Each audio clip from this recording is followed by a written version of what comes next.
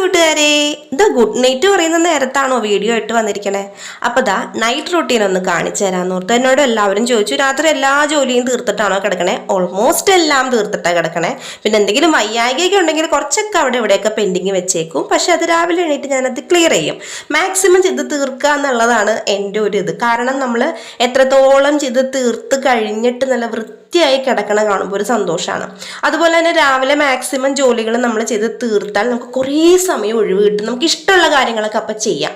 അതുമല്ല, രാത്രിയിൽ നമുക്ക് രാവിലത്തേക്കുള്ള എന്തെങ്കിലുമൊക്കെ കാര്യങ്ങൾ ചെയ്ത് നമ്മൾ മുൻകൂട്ടി വെക്കുകയാണെങ്കിൽ ഇപ്പം ക്ലീൻ ചെയ്യാനുള്ളതൊക്കെ, ഇതിപ്പോൾ ഞാൻ അവിടെയൊക്കെ തുടച്ചത് രാത്രി മീൻ വറുത്തതായിരുന്നു, പിന്നെ കുറച്ച് ബീഫ് കറിയൊക്കെ ആയിരുന്നു.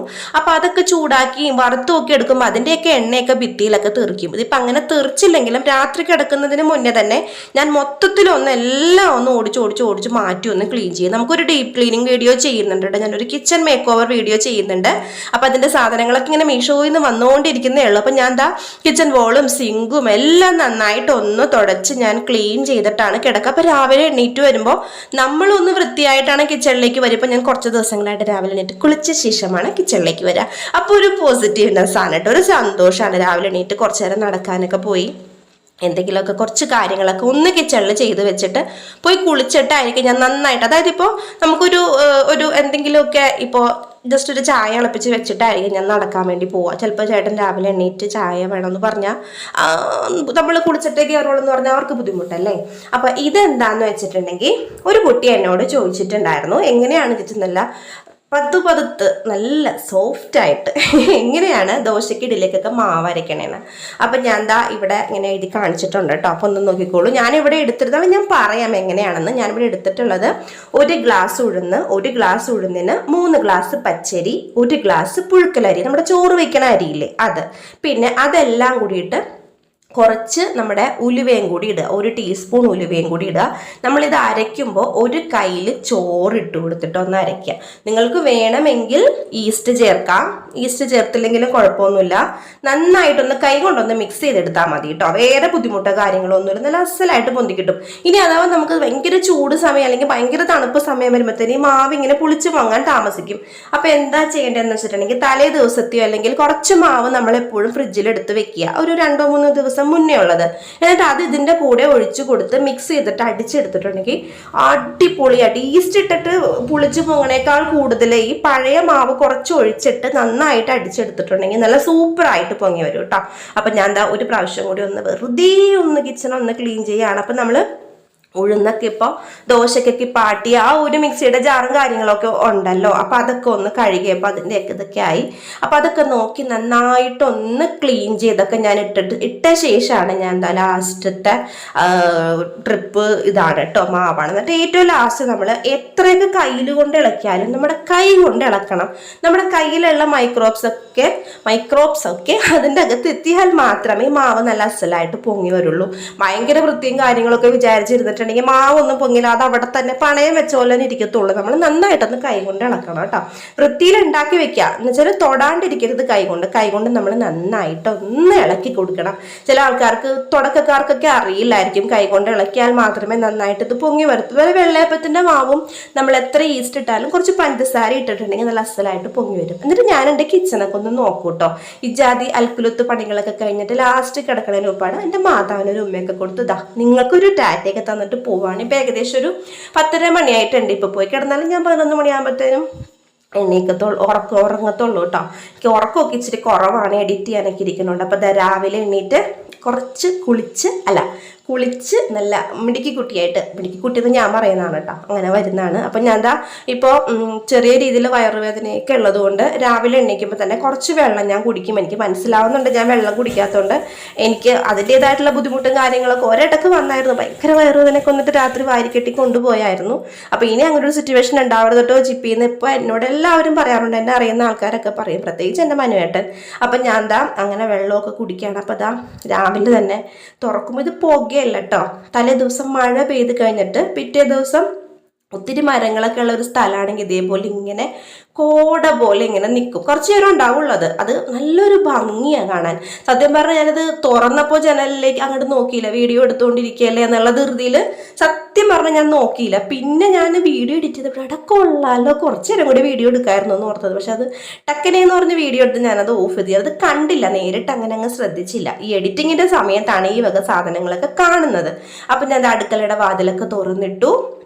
അതിൻ്റെ ഇടയ്ക്ക് ഞാൻ പോയിട്ട് അന്നമോളെ വിളിച്ചു കേട്ടോ. ഒരു പ്രാവശ്യം വിളിച്ചപ്പോൾ തന്നെ എൻ്റെ കുഞ്ഞുമണി എണീറ്റ് വന്നു.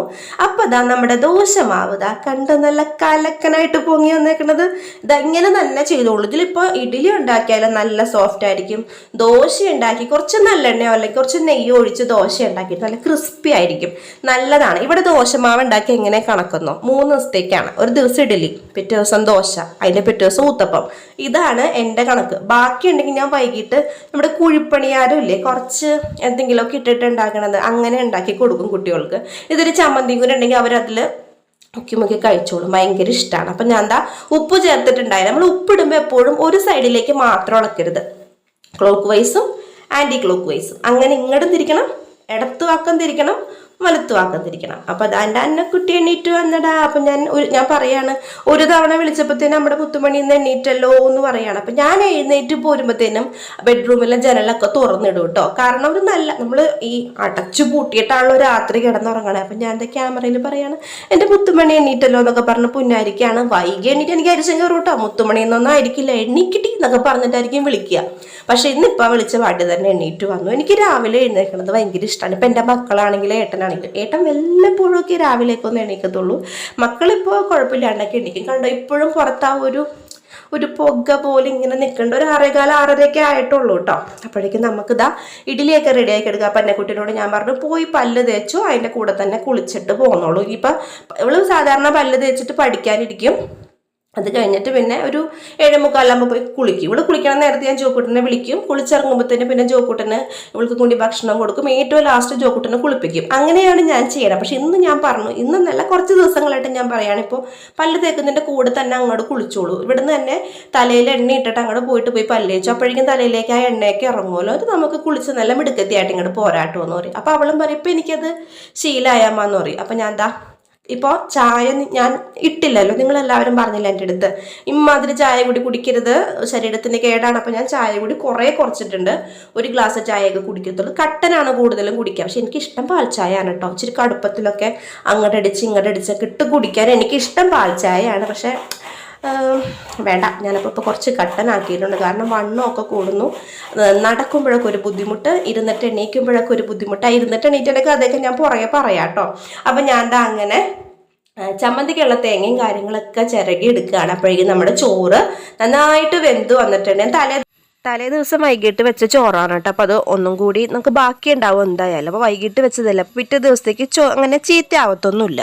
ഏറ്റവും കൂടുതൽ ഗ്യാസ് ആവണത് ഈ വെള്ളം തിളപ്പിക്കാനും ചോറ് വെക്കാനാണ് കേട്ടോ. അപ്പം ഞാൻ എന്താ മുടി ഇവിടെ നിന്ന് നമ്മൾ ബാത്റൂമിൽ നിന്ന് ഇറങ്ങിയ പാടെ കെട്ടി വെച്ചിട്ടാണ് കിച്ചണിൽ വന്നിട്ട് ഒന്ന് ഓടിച്ചിട്ട് മുടി ഒലച്ചു കൊടുത്തു.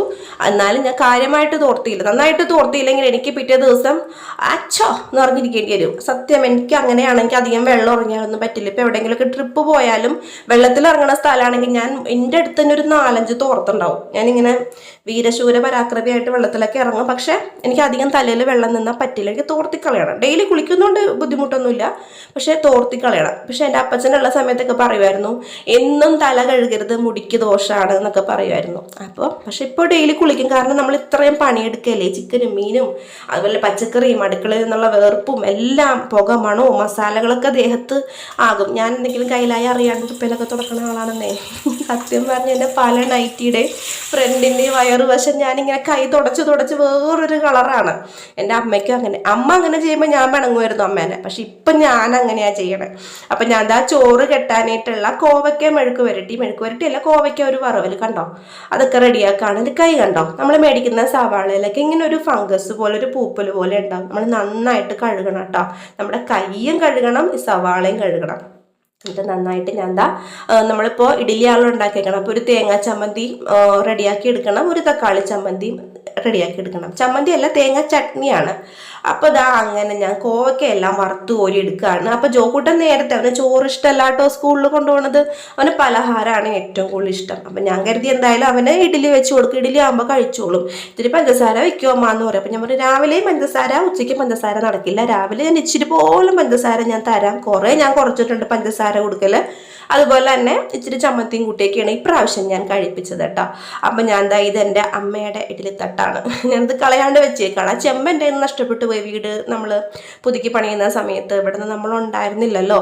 അപ്പോൾ ആ സമയത്ത് എന്തൊക്കെയോ കുറേ സാധനങ്ങളൊക്കെ പോയി. ഞാൻ കരുതി പോട്ടെ, ഉള്ളത് നമുക്ക് കാത്തു സൂക്ഷിക്കാം. നേരത്തെ ഇപ്പം എൻ്റെ കുട്ടി കുളിച്ചിട്ട് വന്നിട്ടുണ്ട്. അപ്പം ഞാൻ പറഞ്ഞു മക്കൾ പോയിട്ട് കുറച്ച് നേരം ഇരുന്ന് പഠിക്കടാ, ചുറ്റും പാത്രമൊക്കെ എടുത്ത് വെച്ചിട്ട് പോയിക്കോളൂ കേട്ടോ എന്ന് പറഞ്ഞപ്പോൾ അവൾ അതൊക്കെ അവിടെ സെറ്റാക്കി വെച്ചിട്ട് പോവാണ്.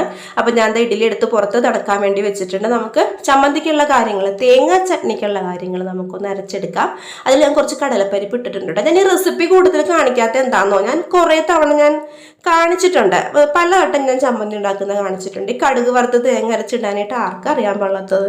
അപ്പോൾ അതാ കുറച്ച് കടലപ്പരിപ്പ് കൂടി ഇട്ടിട്ടുണ്ട്, അത് മാത്രമേ ഉള്ളൂ സ്പെഷ്യാലിറ്റി ആയിട്ട്. അപ്പം ഞാൻ തക്കാളി ചട്നിക്ക് വേണ്ടിയിട്ടുള്ള കാര്യങ്ങളൊക്കെ അവിടെ റെഡിയാക്കാണ്. എന്നിട്ട് അവിടുത്തെ നമ്മുടെ കടുക് വറുത്ത് ഉള്ളി മൂത്ത് വന്നപ്പോഴത്തേനും നമ്മുടെ ഈ തേങ്ങ ചട്നിയുടെ തേങ്ങാ കൂട്ട് ഇട്ട് കൊടുത്തിട്ട് കുറച്ച് വെള്ളം ഒഴിച്ചിട്ട് നന്നായിട്ടൊന്ന് ഇളക്കി ഫ്ലെയിം ഓഫ് ചെയ്യുക. അത്രേ ഉള്ളൂ കേട്ടോ, അടിപൊളിയാണ്. നമുക്കിതാ തക്കാളി ചട്നിക്ക് വേണ്ടിയിട്ടുള്ള തക്കാളി വേവിച്ച് ഞാൻ മാറ്റി വെച്ചിട്ട് ഞാൻ അന്നമോൾക്ക് ചോറ് കെട്ടാനുള്ള കാര്യങ്ങൾ, ഇപ്പം ചൂടോടുകൂടി മുട്ട വറുത്തത് പാത്രത്തിലേക്ക് വെക്കാമെന്ന് ഓർത്തിട്ടുണ്ട്. ഒരു മുട്ട എടുത്ത് പൊട്ടിച്ച് അവൾക്ക് മാത്രം, അവന് പിന്നെ ഇഡ്ഡലി മതിയല്ലോ, അവന് പറഞ്ഞല്ലോ അവൻ ചോറ് വേണ്ടെന്ന്. അപ്പോൾ ആ നേരം കൊണ്ട് ഞാൻ വിളിച്ചിട്ടുണ്ട്. അപ്പോൾ ജോക്കൂട്ടനും എണീറ്റ് വന്നു. അന്നമോളാണ് ഇപ്പോൾ പാത്രം കൊണ്ടുവന്ന് വെച്ചത്, ആളിരുന്ന് പഠിക്കായിരുന്നു. അപ്പോൾ മക്കൾ പഠിച്ചോ എന്ന് പറഞ്ഞിരുന്ന് പഠിച്ചോളും. ഇപ്പോൾ യൂണിഫോമൊക്കെ തന്നെ തേക്കോട്ടോ, ഓരോ കൊല്ലം കഴിയും തോറും മക്കൾക്കൊക്കെ ഓരോരോ മാറ്റങ്ങളാണ്. അപ്പോൾ അവൾ അങ്ങനെ കഴുകുന്നുണ്ട്. അപ്പോൾ ഞാൻ ചോറ് എടുക്കുകയാണ് അന്നമോൾക്ക്. പിന്നെ ഞാൻ കുറച്ച് നെല്ലിക്ക ഉപ്പിലിട്ടിട്ടുണ്ടായിരുന്നു, ഞാൻ കാണിക്കാൻ മറന്നു. ഞാൻ ഷോർട്സ് ഇടണമെന്ന് ഓർത്താണ് കേട്ടോ, പക്ഷേ എന്തോ അന്നൊരു തിരക്ക് ഇങ്ങനെ വന്നപ്പോഴത്തേനും ധൃതി പിടിച്ചാണ് ഞാൻ ചെയ്തത്. അത് ആവിയിൽ വേവിച്ചിട്ട് എനിക്ക് തോന്നുന്നു പിറ്റേ ദിവസമായിട്ടാണ് ഞാൻ ഉപ്പിലിട്ടത്, അങ്ങനെയാണ് ചെയ്തത്. അപ്പം എന്നിട്ട് മുട്ടയൊക്കെ വറുത്ത് വെക്കുകയാണ്. ഇതാണ് ഉപ്പിലിട്ട നെല്ലിക്ക. അതോടുകൂടെ ഞാൻ കുറച്ച് നെല്ലിക്ക ചമ്മന്തി ഉണ്ടാക്കിയിട്ടുണ്ടായിരുന്നു, അതും പിന്നെ കോവയ്ക്ക മെഴുക്ക് വരട്ടി, അല്ല കോവയ്ക്ക വറുത്തതും കൂടി വെച്ച് ചോറ് കെട്ടി. അപ്പോൾ കുട്ടിന് ഞാൻ 4 ഇഡ്ഡലി വെച്ചു. അപ്പോൾ അവൻ പറഞ്ഞു അയ്യോ എന്ന് പറഞ്ഞ് വിളിക്കാൻ തുടങ്ങി. അപ്പം ഞാൻ വേഗം അത് മാറ്റി 3 ആക്കി. ഞാൻ ഇനി ഞാൻ മാറ്റില്ല, ഇനി എണ്ണം കുറയ്ക്കില്ല എന്ന് പറഞ്ഞു. അങ്ങനെ എന്താണെന്ന് വെച്ചാൽ 3 ഇഡ്ഡലിയെങ്കിലും തിന്നണ്ടേ. ഇവർക്ക് സ്നാക്സ് കഴിക്കുന്നത് വൈകുന്നേരമാണെന്നേ, രാവിലെ അല്ല. 10 മണിക്കുള്ള സ്നാക്സ് കഴിക്കലൊന്നുമില്ല, വൈകിട്ടാണ് കഴിക്കേണ്ടത്. എനിക്ക് തന്നെ 2 മണിയാകുമ്പോഴത്തേനും ക്ലാസ് കഴിയും.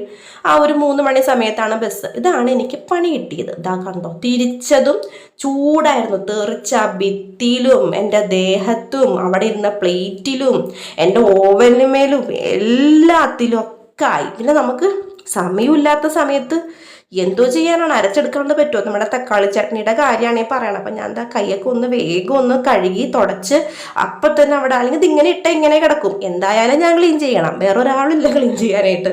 കണ്ടാൽ അത് കവച്ച് വെച്ച് പോകുന്നല്ലാണ്ട് ഒരാളും നമുക്കിവിടെ സഹായത്തിനില്ല.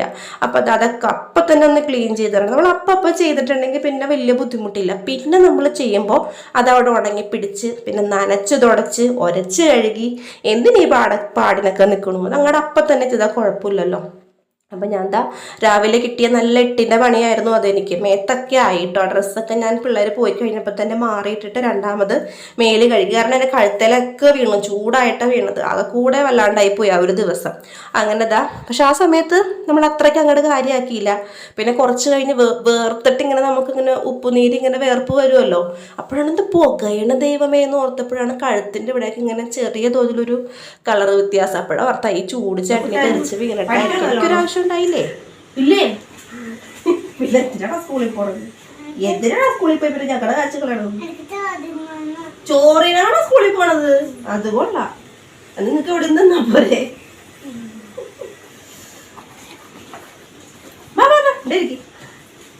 വീട്ടിൽ പോണോ?